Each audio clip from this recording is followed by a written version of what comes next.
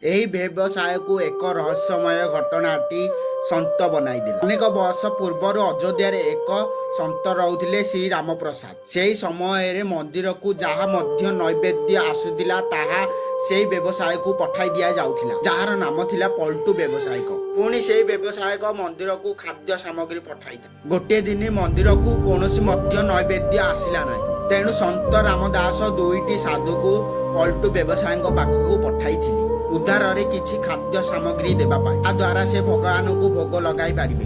କିନ୍ତୁ ପଲ୍ଟୁ ବ୍ୟବସାୟିକ ଜଣ ସମ୍ପୂର୍ଣ୍ଣ ଭାବରେ ମନା କରିଦେଲେ। ତେଣୁ ସେହି ଦିନ ଭଗବାନଙ୍କୁ ବାଧ୍ୟ ହୋଇ ଜଳର ଭୋଗ ଅର୍ପଣ କରିବାକୁ ପଡ଼ିଥିଲା ଏବଂ ସମସ୍ତ ସନ୍ନ୍ୟାସୀକୁ ମଧ୍ୟ ଭୋକରେ ଶୋଇବାକୁ ପଡ଼ିଥିଲା।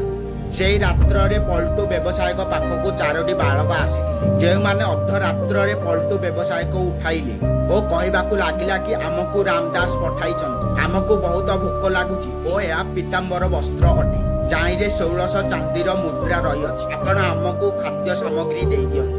ପରଦିନ ପଲ୍ଟୁ ବ୍ୟବସାୟିକ ମନ୍ଦିରରେ କ୍ଷମା ମାଗିବା ପାଇଁ ଯାଇଥିଲା। ସେଠାରେ ଜାଣିବା ପାଇଁ ମିଳିଲା ଯେ ଭଗବାନଙ୍କୁ ରାତ୍ରରେ ଯେଉଁ ପୀତାମ୍ବର ବସ୍ତ୍ର ଅର୍ପଣ କରାଯାଇଥିଲା ତାହା ବର୍ତ୍ତମାନ ନିଖୋଜ ଅଛି ଓ ରାମଦାସ ମଧ୍ୟ କୌଣସି ମୁଦ୍ରା ପଠାଇ ନଥିଲେ।